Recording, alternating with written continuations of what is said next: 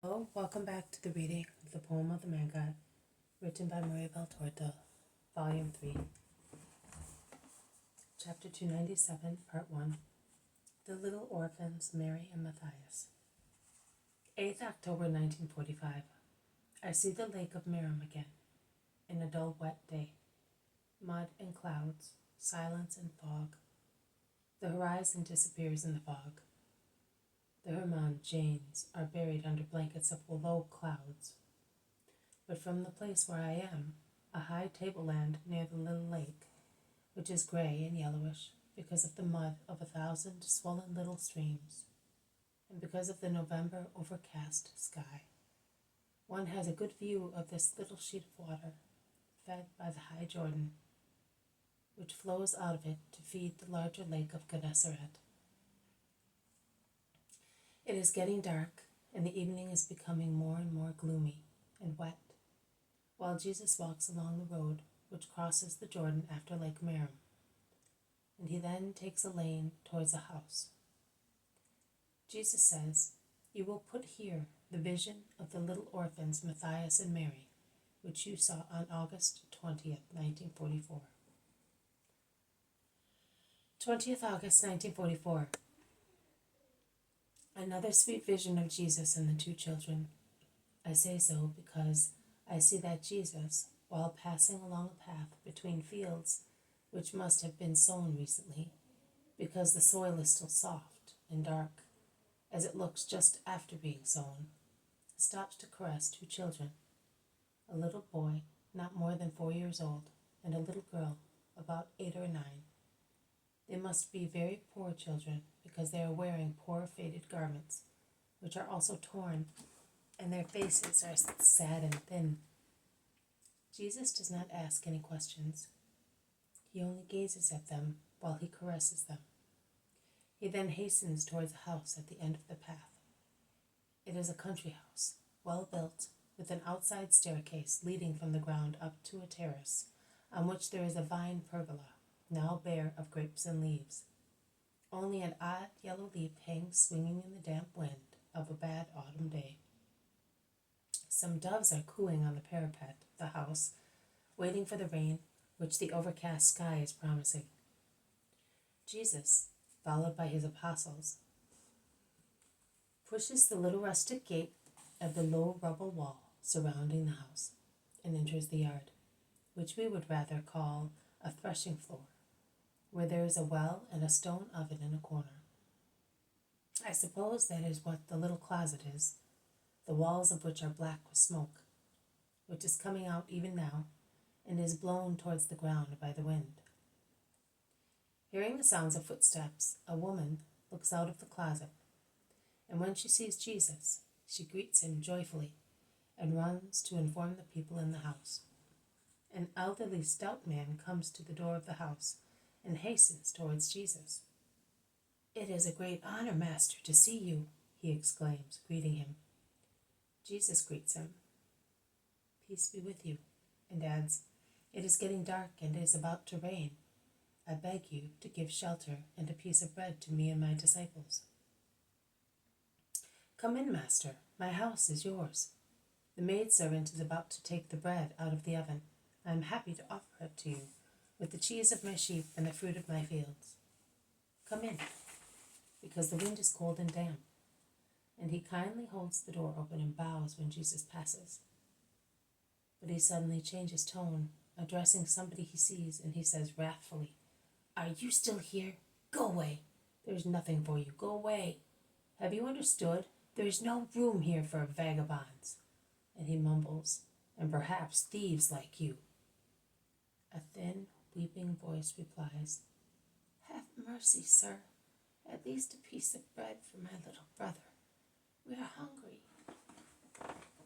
Jesus, who had gone into the large kitchen, which is cozy because of the big fire, which serves also as a light, comes to the threshold. His countenance has already changed. With a severe and sad expression he asks, not the host, but in general.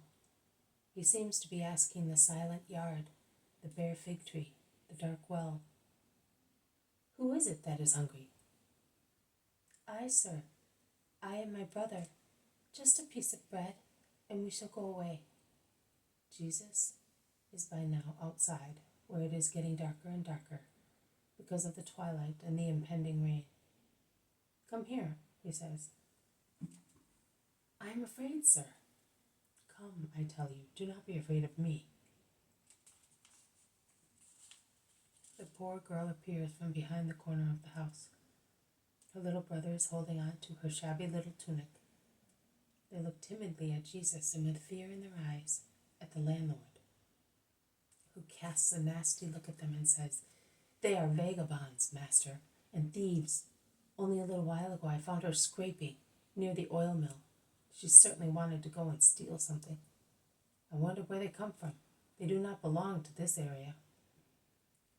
Jesus pays little or no attention to him. He gazes at the little girl's emaciated face and untidy plaits, 2 pigtails beside her ears, tied at the ends with strips of a rag. But Jesus' countenance is not severe while he looks at the poor wretch. He is sad, but he smiles to encourage her. "Is it true that you wanted to steal? Tell me the truth." "No, sir. I asked for a little bread because I am hungry. They did not give me any. I saw an oily crust over there on the ground, near the oil mill, and I went there to pick it up. I'm hungry, sir. I was given only 1 piece of bread yesterday, and I kept it for Matthias. Why did they not put us into the grave with our mother?" The little girl weeps desolately, and her little brother imitates her. "Do not weep." Jesus comforts her, caressing her, and drawing her close to himself. "Tell me, where are you from?" "From the plain of Esdraelon." "And have you come so far?" "Yes, sir." "Has your mother been dead long? Have you no father?" "My father died, killed by sunstroke at harvest time, and my mother died last month, and the baby she was giving birth to died with her." She weeps more and more. "Have you no relatives?" "We come from so far. We were not poor. Then my father had to work as a servant, but he is now dead, and mother with him." "Who was his master?" "Ishmael, the Pharisee." "Ishmael, the Pharisee." It is not possible to describe how Jesus repeats that name. "Did you come away of your own will, or did he send you away?" "He sent me away, sir.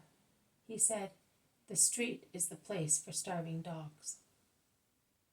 "And you, Jacob, why did you not give some bread to these children?" "Some bread, a little milk, and a handful of hay on which they might rest their tired bodies." "But, Master, I have just enough bread for myself, and there is only a little milk in the house. They are like stray animals. If you treat them kindly, they will not go away any more. And you have no room and food for these 2 unhappy children. Can you truthfully say that? The rich crops, the plenty wine, the much oil and fruit, which made your estate famous this year, why did they come to you? Do you remember? The previous year hail destroyed your crops, and you were worried about your future life. I came, and I asked for some bread. You had heard me speak one day, and you remained faithful to me.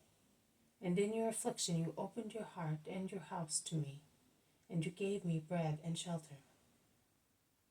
And what did I say to you going out the following morning? Jacob, you have understood the truth. Be always merciful, and you will receive mercy.